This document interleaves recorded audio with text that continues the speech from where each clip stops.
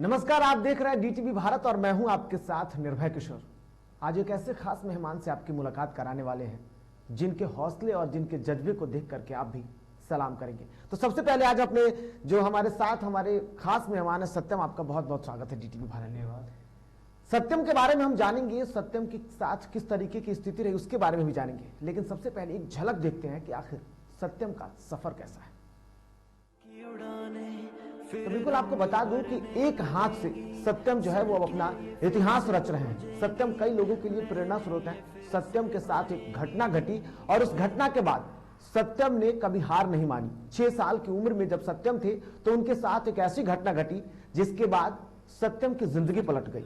लेकिन जिंदगी पलटते हुए किसी गलत रास्ते पर नहीं गई, बल्कि ऐसे रास्ते पर गई जहां सत्यम अब एक मुकाम के पास पहुंच गए हैं। सत्यम की अगर बात की जाए तो सत्यम ने काफी बड़ा मुकाम बनाया है। आपको बता दूं कि सत्यम उत्तराखंड में 2019 में खेले गए उधम सिंह डिस्ट्रिक्ट में इन्होंने काफी नाम कमाया। इसके साथ साथ सत्यम ने सिल्वर मेडल भी अपने नाम किया है मुजफ्फरपुर में साल 2020 में। इसके अलावा भीम अवार्ड से भी सम्मानित है। कोरोना काल में जिस तरीके से स्थिति बदली उसके बाद सत्यम हारे नहीं और उन्होंने घर पर कड़ी मशक्कत की और कड़ी मशक्कत के बाद एक पैर और एक हाथ नहीं होने के बावजूद भी सत्यम आज बैडमिंटन में अपनी खासी मुकाम हासिल कर रहे हैं।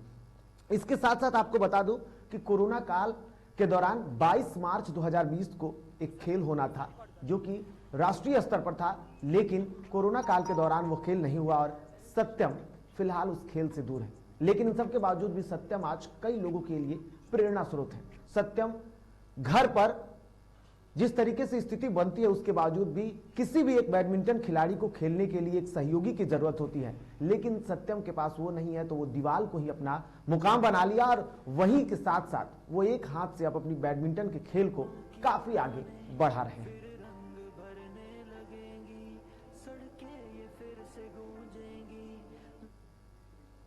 तो बिल्कुल आपको बता दूं कि सत्यम जो है वो अब मुकाम हासिल करने में काफी तेजी से आगे बढ़ रहे हैं। कहते हैं ना, शिवानी की एक कहानी है अपराजिता। अपराजिता में लिखा हुआ है कि जब भगवान जो है वो एक दरवाजे बंद करते हैं तो कई रास्ते खोल देते हैं, और सत्यम के साथ भी वही हो रहा है। सत्यम के एक दरवाजे तो बंद हुए, लेकिन इसको सत्यम ने कभी झुकने नहीं दिया और अपने मुकाम को, अपने हौसले को आगे बढ़ाया और आज सत्यम सबके लिए प्रेरणा स्रोत बन रहे हैं। दरअसल सत्यम जिस तरीके से आगे बढ़ रहे हैं, इनके साथ साथ इनके पूरे परिवार का सहयोग मिल रहा है। तो बचपन के जो जीवन है उसके बारे में भी इनसे चर्चा की। हालांकि थोड़ी देर पहले हमने थोड़ी सी बात की है सत्यम से, उसमें हमने देखा कि सत्यम के जो दोस्त थे कभी इनको दिव्यांग महसूस नहीं होने दिया। आज सत्यम मुकाम पे हैं और आगे भी बढ़ रहे हैं। देश को रिप्रेजेंट करना चाहते हैं सत्यम, बैडमिंटन में खासी मुकाम हासिल करना चाहते हैं। लेकिन आपको बता दूं कि देश में ऐसे कई लोग हैं जिन्होंने दिव्यांगता के बाद भी स्थितियों को बदला है। और बात सबसे पहले अगर बैडमिंटन की बात करें तो मैं आपको बता दूं कि बैडमिंटन भी एक ऐसा खेल रहा है जहां गिरीश शर्मा जैसे व्यक्ति ने दिव्यांगता को हराते हुए विश्व में अपना नाम हासिल किया। भारत के रहने वाले गिरीश शर्मा, और गिरीश शर्मा के रास्ते पर ही चलते हुए सत्यम जो है वो आगे बढ़ रहे हैं और अब देश को एक नई मुकाम देना चाहते हैं। इसके साथ साथ आपको बता दूं, अगर कुछ ऐसे लिस्ट है विश्व में जिनकी लिस्ट में आपको बता दूं जिन्होंने दिव्यांगता को हराते हुए बेहतर मुकाम हासिल किया, उसमें सबसे ऊपर नाम आता है आइंस्टीन का। आइंस्टीन मानसिक रूप से दिव्यांग थे, लेकिन उसके बाद भी उन्होंने दुनिया को बदल दिया। इसके साथ साथ स्टीफन हॉकिंस तो आप जानते ही होंगे, जिन्होंने दुनिया के बनाने के सिद्धांत को आपके सामने रख दिया। दिव्यांगता उनकी ऐसी थी, लेकिन उसके बावजूद भी आज उनकी बायोग्राफी जो है फिल्म के रूप में अब है, लोग देखते हैं और पसंद भी करते हैं। वैसे ही सत्यम आगे बढ़ रहे हैं। इसके साथ साथ आपको बता दूं कि हेलेन केलर पहली महिला थी जो दिव्यांग होने के बावजूद भी ग्रेजुएट करी और वो भी अपना मुकाम हासिल करती गई। यानी कि दिव्यांगता को किसी ने भी अपने ऊपर हावी नहीं होने दिया। इसके साथ साथ आप जानते होंगे बड़े ही अच्छे से, रविंद्र जैन को, आंखों से अंधे थे, लेकिन रविंद्र जैन के रामायण में गाए हुए वो एक एक पल, एक एक शब्द जब भगवान राम निकलते हैं लड़ने को, और उस वक्त रविंद्र जैन की वो कहानी, वो जो संगीत होता है वो लोगों के कानों में आज भी गूंजता है। दिव्यांगता की यही तो मिसाल है। इसके साथ साथ आपको बता दूं कि जिस तरीके से दिव्यांगता को हराने वाले लोगों में से उसी में से एक थे एजवेल्ट, अमेरिका के राष्ट्रपति। एक घटना के दौरान वो चलने में असमर्थ हो गए, लेकिन उसके बावजूद भी सबसे चर्चित अमेरिकी राष्ट्रपति बने। इसके अलावा सुधा चंद्रा को कौन नहीं जानता होगा। सुधा चंद्रा भारत की रही और डांस के क्षेत्र में उन्होंने अपनी बेहतर मुकाम हासिल की। सुधा चंद्रा को मैंने जब नाम रखा होगा तो शायद आपके दिमाग में, आपके नजरिए में थिरकती हुई एक वैसी परी दिखी होगी जिसको शायद आप भूल नहीं पाए होंगे आज भी। इसके साथ साथ टॉम क्रूज, भला उनको कौन भूल सकता है। टॉम क्रूज बॉलीवुड, माफ कीजिएगा, हॉलीवुड के खास अभिनय के रूप में अपनी पहचान बनाने वाले डायलिसिक्सिया के शिकार थे वो, और उनके पास जो बीमारी थी, यानी कि वो दिव्यांग थे और उनके पास जो बीमारी थी वो थी कि वो कुछ भी सीख नहीं सकते थे जल्दी, लेकिन उसके बावजूद भी टॉम क्रूज को आज सब लोग पर्दे पर देखना चाहते हैं। और इसके साथ साथ राजेंद्र सिंह राहेलू पोलियो से शिकार थे, लेकिन जब दिल्ली में कॉमनवेल्थ गेम हो रहा था तो पोलियो के शिकार व्यक्ति जो है वो वेट लिफ्टिंग में अपनी मुकाम हासिल कर लेता है। ऐसे ऐसे तो लोग थे और उसी में एक सत्यम है। फिलहाल सत्यम से हम बात शुरू करते हैं और सत्यम से शुरुआत करते हैं सत्यम के बचपन के साथ। सत्यम, आपके साथ जिस तरीके से घटना घटी, थोड़े से शब्द में जानना चाहूंगा आपको कि आपके साथ जिस तरीके से आपके पैर भी नहीं है, हाथ भी नहीं है, आज आप काफी आगे बढ़ रहे हैं। बड़ी खुशी होती है ऐसे लोगों से मिल करके और एक अलग से उत्साह भी आता है। उससे पहले आपके साथ जो घटना घटी उसके बारे में जानना चाहते हैं। जीवन में सब कुछ सही चल रहा था। 6 उम्र साल के पहले जीवन में सब कुछ सही चल रहा था। जब छठा साल में मैंने प्रवेश किया, दिवाली हुई। दिवाली के नेक्स्ट डे बहुत जम के बारिश हुई और बारिश के उपरांत कुछ ही क्षण बाद ऐसी दुर्घटना मेरे लाइफ में होने वाली थी। मुझे जरा सा भी आभास नहीं था। अगर मुझे आभास होता तो मैं घर से कतई नहीं निकलता।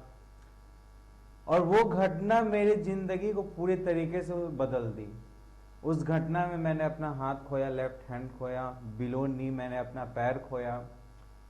मैंने सड़क किनारे 11,000 का तार पकड़ लिया था जिसने वन साइडेड मेरा पूरा बर्न कर दिया।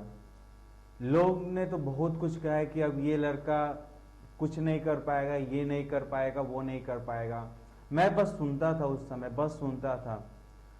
लोगों ने इतना कहा कि मेरी फैमिली अपने होम टाउन को छोड़ बिहार के राजधानी में शिफ्ट मजबूरन करना पड़ गया कि नहीं, बच्चा वहां रहेगा तो इतना डिस्क्रिमिनेट पीपल कर देंगे कि ये सरवाइव नहीं कर पाएगा। तो मैं सबसे पहले अपने माँ बाप को सैल्यूट करता हूँ जिन्होंने मुझे सही राह पे लेकर के आया और इस मुकाम पे खड़ा कर दिया कि आज मैं अपने देश को रिप्रेजेंट करने का हौसला रखता हूँ। बिल्कुल। जब 6 साल की उम्र में मेरे साथ ये दुखद घटना घटा तो उस समय उसके 3-4 साल बाद 3-4 साल तक तो मैं कुछ सोच नहीं सकता था कि मैं ये कर पाऊंगा। 3 साल आप समझ लीजिए सर कि मैं बेड पे रहा, हॉस्पिटल में रहा, बस इन आउट रहा, hospital to home, home to hospital. उसके बाद जब मेरा पटना में जर्नी स्टार्ट हुआ, एक नया लाइफ में लेकर के आया था पटना। बिल्कुल। मेरे फादर ने मेरा एडमिशन कराया। मेरे फादर ने भी वहां रिजाइन मारा, अपना सारा जॉब खत्म कर दिया कि नहीं, मैं अपने बच्चे के लिए जाऊंगा वहां।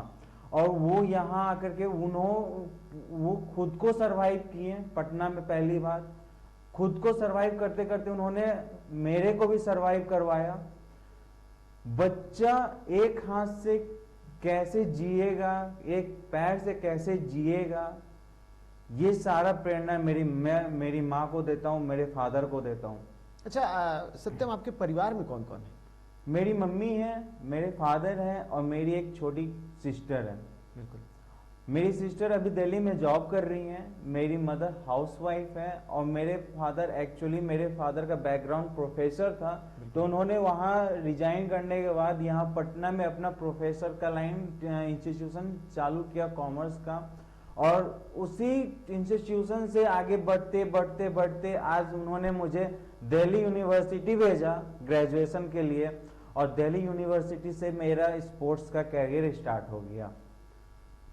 अच्छा सत्यम, आपसे जानेंगे कि दिव्यांगता एक कहते हैं, हालांकि अब जिस तरीके से लोगों ने अपने मुकाम हासिल कर लिया और लोगों ने एक इतिहास भी रचा है, उसके बाद चाहे अरुणिमा सिंह को भी आप देख लीजिए, हाल में सब लोग उनको याद करते होंगे, जब उनके साथ घटना घटी उसके बाद वो कितनी बड़ी मुकाम हासिल की।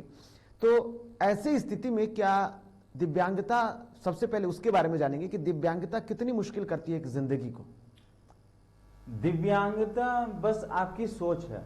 बिल्कुल। अगर आप सोच लो दिव्यांग होने के बावजूद कि मैं दिव्यांग नहीं हूं, ये आपका ब्रेन करवाता है, जो करवाता है आपका ब्रेन वर्क करवाता है फुल बॉडी को। बिल्कुल। अगर आप चाहते हो दोनों हाथ से वर्क करना तो आप दोनों हाथ से ही वर्क करोगे। अगर आपका ब्रेन ट्रेंड हो जाएगा एक हाथ से वर्क करने के लिए तो आप एक हाथ से हर चीज अच्छा, अपनी जिंदगी को ऐसे बदला है? मैंने अपने जिंदगी को टोटली बदला है। मैं एक नॉर्मल पर्सन पैदा हुआ था, बिल्कुल। मुझे भी कहीं ना कहीं आदत थी दोनों हाथ से वर्क करने की, दोनों पैर से वर्क करने की। जब मेरे साथ ये एक्सीडेंट हुआ तो जाहिर सी बात है मैं 3 से 4 साल तो अनकॉन्शियस था कि मैं क्या कर रहा हूँ, क्या अब मैं क्या कर पाऊंगा। मुझे जब मेरे फैमिली ने सराहा, मेरे दोस्त ने सराहा, मेरे रिलेटिव्स ने सराहा कि कोई बात नहीं, होता है, ये सब पार्ट है जीवन का, फिर वहां से छोटा छोटा स्टेप लेकर के मैं आगे कदम बढ़ाते गया। इवन मेरे फ्रेंड्स ऐसे मिले जो मुझे हर कदम पे सिखाने की कोशिश किए कि नहीं भाई तू ये कर सकता है, नहीं तू ये कर सकता है, तू ये कर। मुझे क्रिकेट का शौक था, मैं बचपन में बहुत क्रिकेट खेला हूँ, एक पैर से ही खेला हूँ। एक्सीडेंट होने के 3-4 साल तो मैं हॉस्पिटल घर पे था, उसके 2-3 साल मुझे मिल गया ये प्रोस्थेटिक रिम्स लगाने में। तब तक मैं एक पैर से ही अपना काम करता था, खेलता था। बहुत प्रैक्टिस कराया मैंने एक पैर पे चलने पे, बहुत प्रैक्टिस करा। एक पैर पे मैं पहले खड़ा नहीं हो पाता था और आज एक पैर से मैं गेम खेलता हूँ। इतना मैंने प्रैक्टिस कराया अपने लाइफ में कि एक सिंगल हैंड से अपना शूलेस बांधता हूँ। अच्छा, जब आपने बोला कि आपके दोस्तों को, तो मेरा अगला सवाल आपसे होगा कि बहुत ऐसे लोग होते हैं, होता है कि जब आप दिव्यांग हैं, एक आम जिंदगी से अब आपकी जिंदगी कुछ अलग हो गई होगी घटना के बाद। एक 6 साल की उम्र का जब बच्चा हो और उसके साथ दुर्घटना घटती है, और घटना के बाद वो 3 साल, तो आपने बताया कि 3 साल आपने अस्पताल से घर का दौरा किया, 9 साल की उम्र हो गई, 9 साल के बाद आपने आगे की जब जिंदगी अपनी शुरू की होगी, तो उस वक्त आप बाकी बच्चों से अलग थे। उस वक्त आपके दिमाग में ऐसा क्या चल रहा होगा? और जो आपके दोस्त थे, जो आपके नए दोस्त बन रहे होंगे, तो उन लोगों ने आपके साथ कोई ऐसा भेदभाव तो नहीं किया ऐसा, या कुछ ऐसी स्थिति आपके साथ उस वक्त तो नहीं बन रही थी जो आपको परेशान कर रही हो? वो कहते हैं ना, अगर आप राह पे चलते हो फूल भी मिलता है, कांटा भी मिलता है। डिपेंड करता है क्या उठा, डिपेंड करता है कि आप किधर जाते हो, कांटा तरफ जाते हो या फिर फूल की ओर बढ़ते हो। मेरा मकसद ये था कि नहीं, मैं कांटा को फेस करूंगा, तभी मैं आगे इन फ्यूचर स्ट्रांग हो पाऊंगा।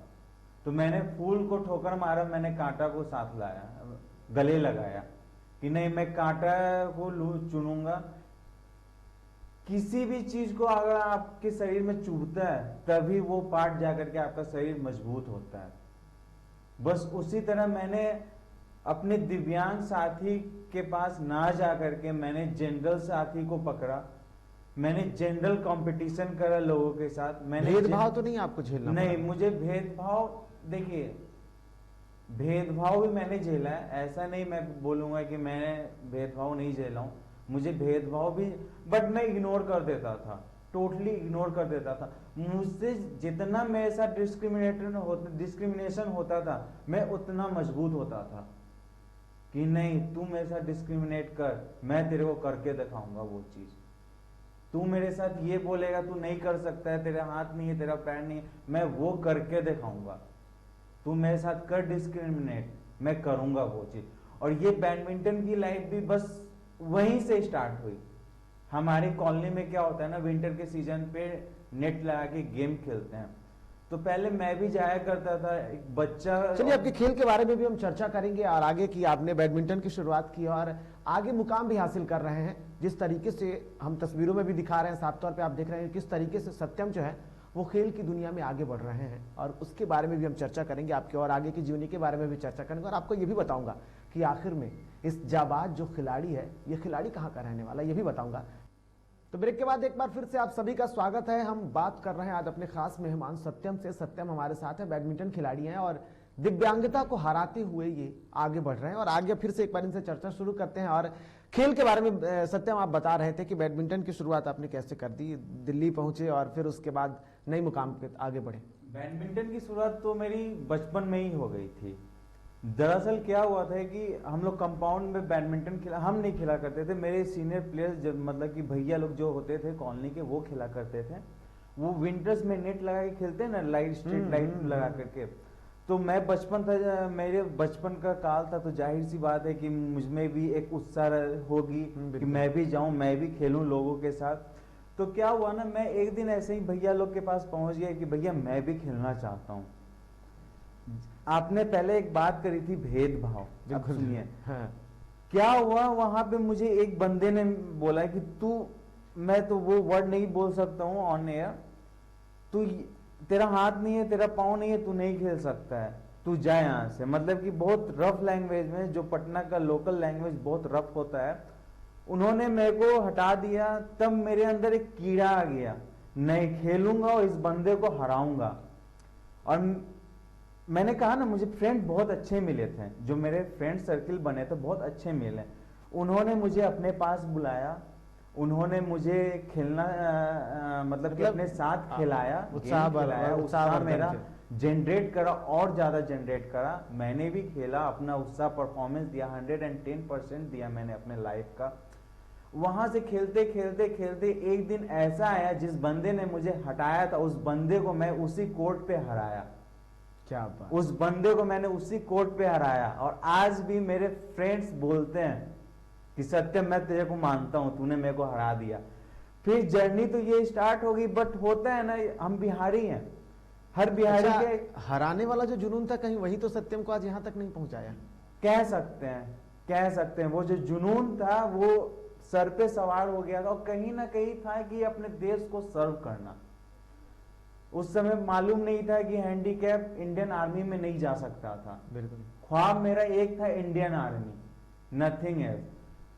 जब आगे बढ़ा, उम्र बढ़ा, एजुकेशन बढ़ा, तो पता चला कि मैं डिफेंस के लायक नहीं हूँ, हैंडीकैप हूँ। सबसे पहली बात, डिफेंस के लायक नहीं हूँ। वहाँ मेरा सपना खत्म हो गया कि इंडिया को सर्व करना, अपने नेशन को सर्व करना। मेरे फादर ने मेरे को सपना दिखाया आईएएस बनने का, सीए बनने का।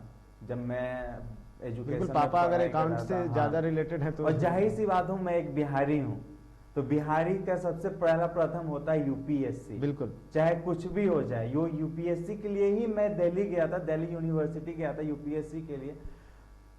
बट 2016 में जब डॉक्टर दीपा मलिक पैरालंपिक्स में इंडिया के लिए मेडल लेकर के आई, मैंने न्यूज पढ़ा, मुझे जानने को मिला नहीं, दिव्यांग के लिए भी सबसे बड़ा इवेंट है इस प्लेनेट पे। Paralympics and Olympics is the biggest event on this planet. मुझे जानने के लिए मिला कि जब जानने के लिए मिला तो बस एक मोटो बना, नहीं मैं भी इंडिया को सर्व कर सकता हूं पैरालंपिक्स में। वहां से मेरा जुनून और ऊपर बढ़ गया, 10 कदम और ऊपर चला गया। मैंने पहला जोनल खेला, अपने कॉलेज में ही अपना प्रैक्टिस स्टार्ट कर दिया मैंने। वहां से मैं बिहार आया, बिहार आकर के मैंने टूर्नामेंट खेला तो मुझे प्रमोट किया गया नेशनल्स के लिए। जो मैंने बताया 2019 में मैंने उधम सिंह डिस्ट्रिक्ट में उत्तराखंड में पहला नेशनल्स खेला, जो कि मैं क्वार्टर फाइनल में हार गया, अपने इंजरी की वजह से हार गया। But there is no excuse. फिर मैं 2019 के बाद अपने स्टेट चैंपियन, मतलब स्टेट मुजफ्फरपुर में जो हो रहा था मेरा स्टेट टूर्नामेंट, वहां मैंने पार्टिसिपेट करा और वहां मैंने सिल्वर मेडल जीता 2020 में। फिर मैं 2019 में 22 मार्च को मेरा नेशनल्स होने वाला था, जो कि कोविड-19 की वजह से पोस्टपोन कर दिया गया, जो कि 2020 में नहीं हुआ। अब मैं वेट कर रहा हूं अपने नेशनल्स गेम के लिए, जो कि कैलेंडर आने ही वाला है। भगवान करे कि कोविड के वजह से सब पोस्टपोन ना हो, हमारा जो होता है प्रैक्टिस वो खत्म हो जाता है। 1 साल के लिए हम लोग बहुत मेहनत करते हैं नेशनल्स के लिए, नेशनल खेलने के लिए। और मैं भी नेशनल्स खेलने के लिए बहुत मेहनत कर रहा हूँ, जिम कर रहा हूँ, कोर्ट पे मेहनत कर रहा हूँ। मेरा इंस्टाग्राम आईडी है वन हैंड आर्मी, आप वहाँ भी देख सकते हो अगर चाहो तो। मैं किस प्रकार का मेहनत कर रहा हूँ अपने देश को सर्व करने के लिए एज अ डिजेबल कैंडिडेट। यही है मेरी खेल की जर्नी, बस यहीं से जुनून सर पे सवार हो गया। आपके पास बिहार का एक बड़ा सम्मान भी आपके पास है, आप खुद बताइए कि वो कौन सा सम्मान है आपके पास? जब मैंने मुजफ्फरपुर में सिल्वर मेडल लेकर के आया, मैं सिल्वर मेडल जीता, तो उसके बाद मुझे बिहार सरकार के द्वारा वर्चुअली भीम अवार्ड से सम्मानित किया गया। ये मेरे लिए बहुत गौरव की बात है कि मुझे भीम अवार्ड से सम्मानित किया गया, और मेरा लक्ष्य अब अर्जुन अवार्ड की ओर है।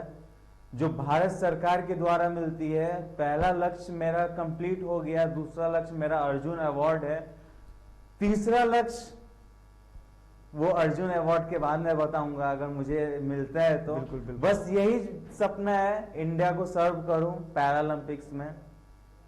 चलिए सत्यम के बारे में आपको बता दूं, मैंने बोला था ब्रेक पे जाने से पहले कि आखिर में सत्यम को बताऊंगा कि वो कहाँ के रहने वाले हैं। दरअसल सत्यम जो है वो मुंगेर की जमालपुर के रहने वाले, मुंगेर जिला जो है उसके जमालपुर के रहने वाले हैं और वहां से सत्यम ने अपनी शुरुआत की। हालांकि 6 साल की उम्र में जो घटना घटी उसके बाद अब इनका पूरा परिवार जो है वो राजधानी पटना में रहता है, लेकिन सत्यम जो है वो अपने खेल के सिलसिले में आते जाते रहते हैं बाहर। इनकी बहन है और बहन दिल्ली में रहती हैं, लेकिन सत्यम का ये सफर अभी थमा नहीं है। सत्यम ने अपना लक्ष्य नहीं बताया, हालांकि सत्यम का जो लक्ष्य है उन्होंने मुझे बता दिया है, लेकिन जब सत्यम बोलते हैं कि अर्जुन अवार्ड के बाद ही बताएंगे तो मैं चाहूंगा कि अर्जुन अवार्ड के बाद सत्यम से हमारी एक बार फिर से मुलाकात हो जानेंगे। लेकिन फिलहाल सत्यम, अब हम आपसे दूर होते हैं, थोड़ा सा उस तरफ चलते हैं।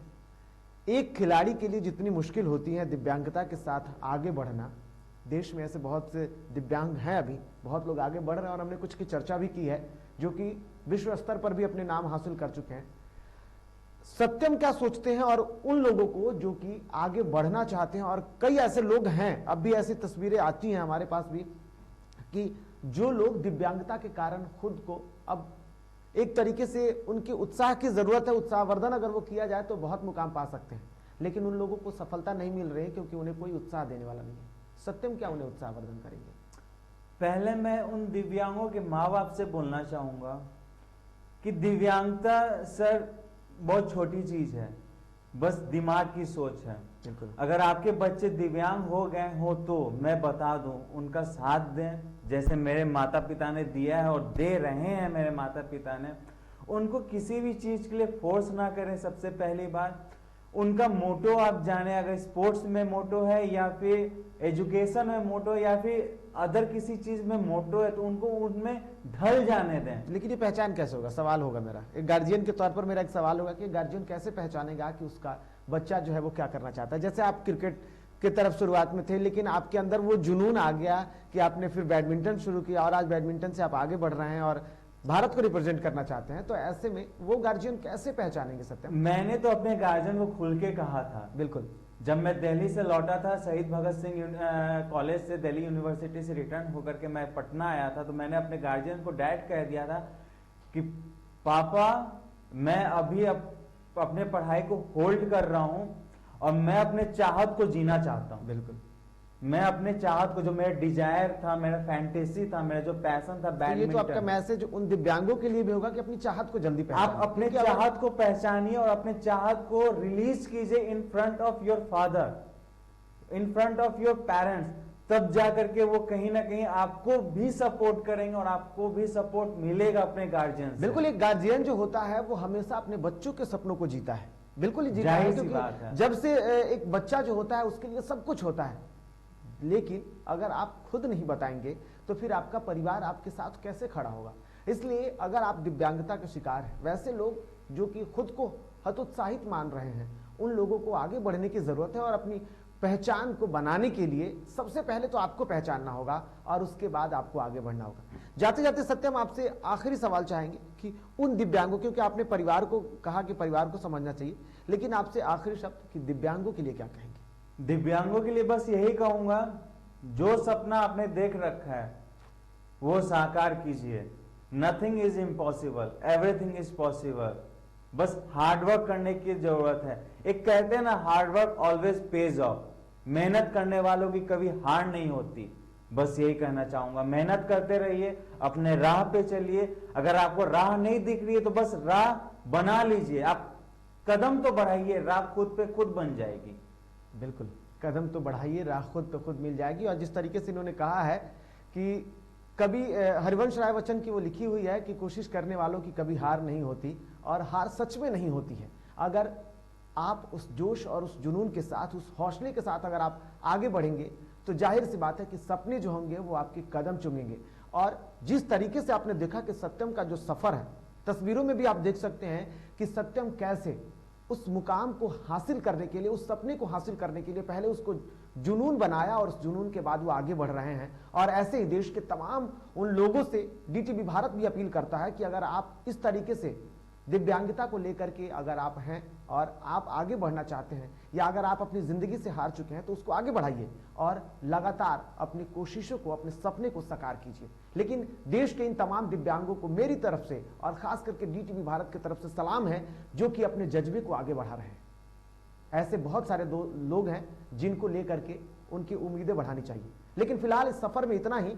आगे आप लोगों से उम्मीद है कि आप बेहतर करें और बेहतर भविष्य को पाएं। फिलहाल मुझे और मेरे साथ मेरे जो मेहमान है, आपको आज हमारे साथ जुड़ने के लिए बहुत बहुत धन्यवाद। मैं भी धन्यवाद कहना चाहता हूं और एक बात और कहूंगा, अपने रग रग में, अपने नस नस में बस इंडिया का जोश पाल लो, खुद पे खुद पैर बढ़ जाएगा।